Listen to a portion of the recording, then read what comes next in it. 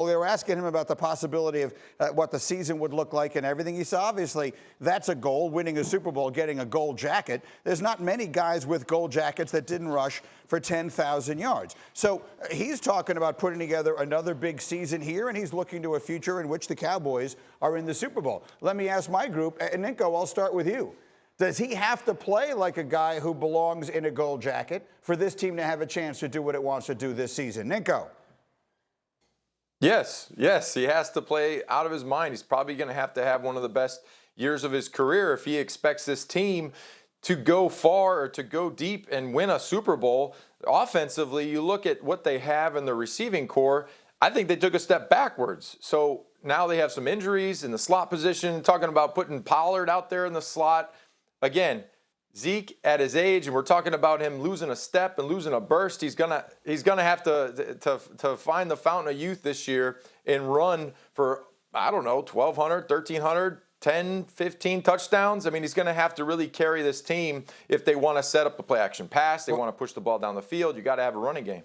Yeah, look, history suggests that players with his career arc, running backs with his career arc, very rarely start going back up in that direction. Not saying it can't happen, but the direction that it has gone, look at that graph. Those very rarely turn around and start going the other way. I guess I would rather ask the question, hey, Mike Tannenbaum, is Ezekiel Elliott even the best running back on his own team anymore? I don't think most people think he is.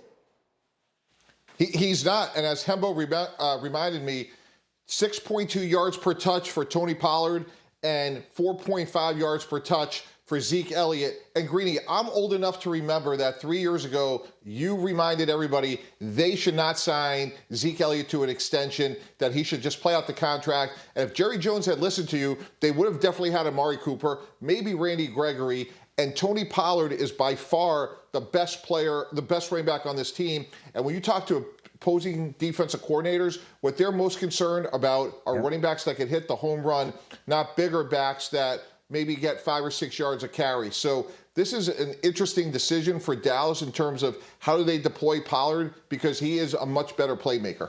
You know, Shefty, it's an interesting thing.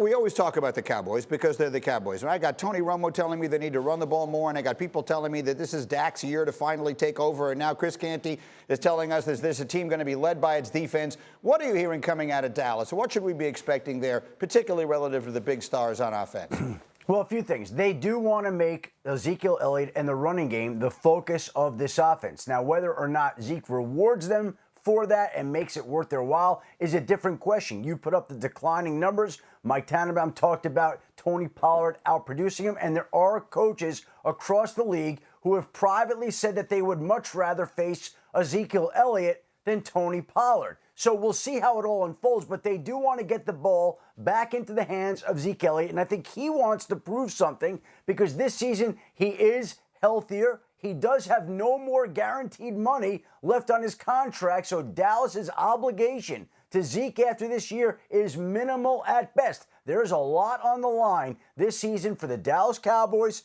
and for Ezekiel Elliott. Absolutely.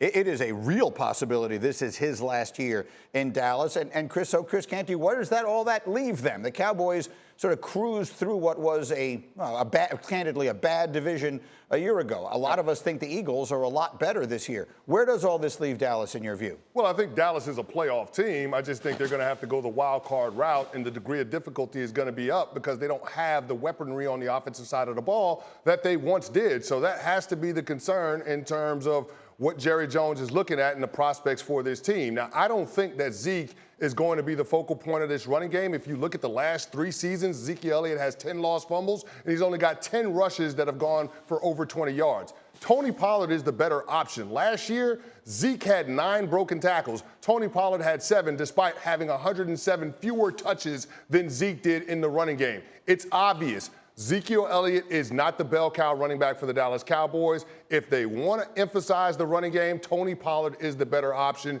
for that offense. That's how they're going to have success. That's where they're going to get the most mileage out of the run game. Yeah, look, I mean, a lot of us would love to see him prove us wrong on all that. Go out and do it. But right now, that seems to be the direction that it's gone for him and them in Dallas. Let me leave that there for a moment. Thank you for watching ESPN on YouTube. For live streaming sports and premium content, subscribe to ESPN+.